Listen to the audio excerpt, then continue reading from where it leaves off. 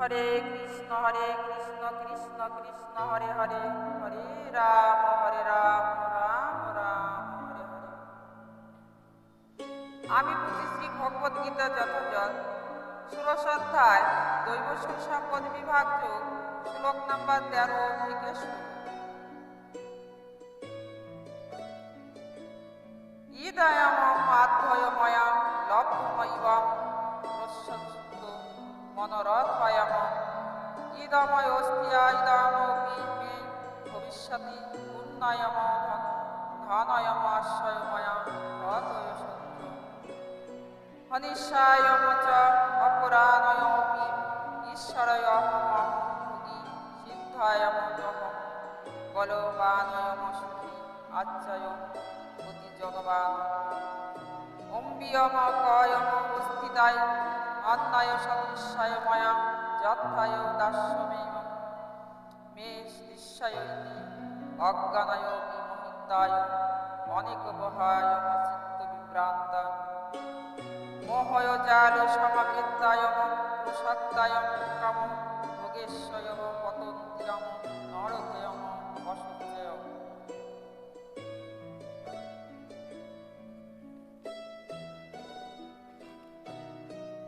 গীতার গান।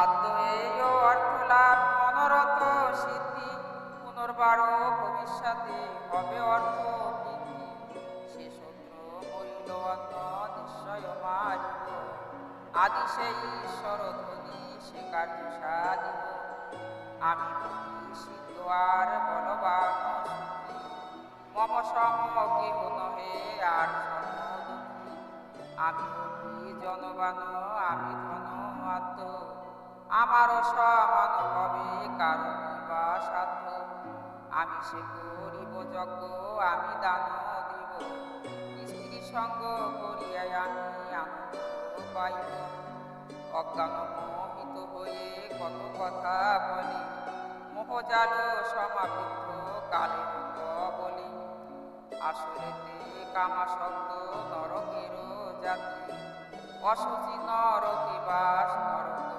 ধাত্রী।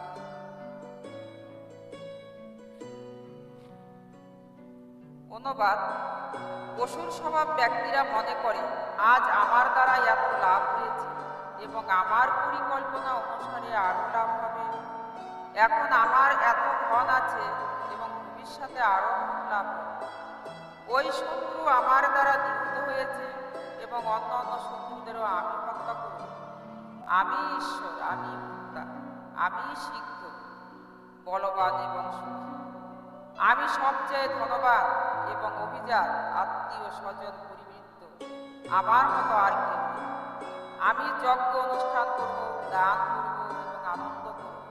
এভাবেই যেন অসুর স্বভাব ব্যক্তিরা অজ্ঞানের দ্বারা বিমোহিত হয়, নানা প্রকার দুশ্চিন্তা বিভ্রান্ত হয়ে এবং মোহজালে যেন বিচলিত হয়ে কাম ভোগে যেন আসক্ত চিত্ত সেই ব্যক্তিরা অসুচি নরকে পতিত হয়।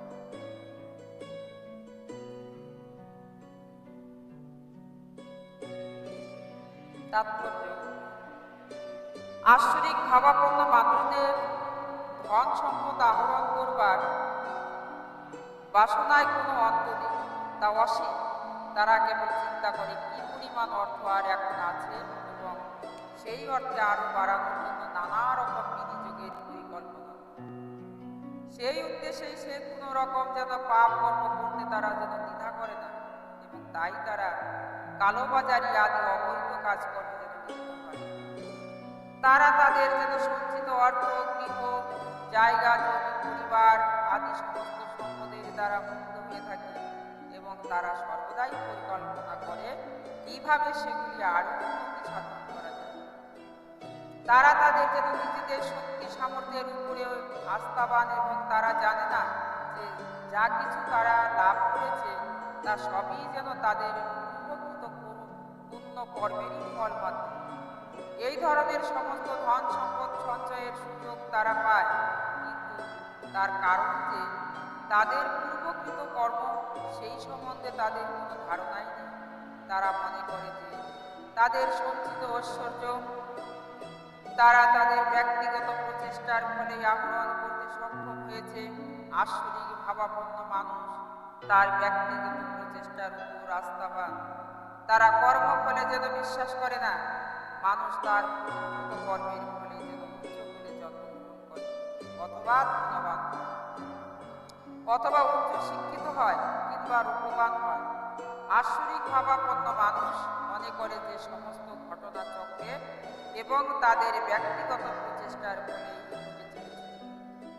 তিনি বিভিন্ন রকমের মানুষের গুণ, শিক্ষা আদির পেছনে যে এক অতি সুনিয়ন্ত্রিত ব্যবস্থা রয়েছে তা তারা যেন অনুভব করতে পারে না। কেউ যদি এই সমস্ত আসরিক মানুষদের প্রতি যদি হয়, তাহলে তারা তাদের যেন শত্রুতে পরিণত হয়। আসরিক ভাবাপন্ন মানুষ অসংখ্য এবং তারা সকলেই একে অপরের শত্রু, এবং শত্রুতা গভীর থেকে গভীরতর হতে থাকে। প্রথমে যেন ব্যক্তিগত, তারপর পরিবারের, এবং পরিবারে তারপর সমাজে, অবশেষে এক রাষ্ট্রের সঙ্গে অপর রাষ্ট্র। তাই জগৎ জুড়ে সর্বদাই বিবাদ, যুদ্ধ এবং শত্রুতা লেগেই রয়েছে। হরে কৃষ্ণ কৃষ্ণ কৃষ্ণ হরে হরে, হরে রাম রাম রাম। জয় রাধে গোবিন্দ।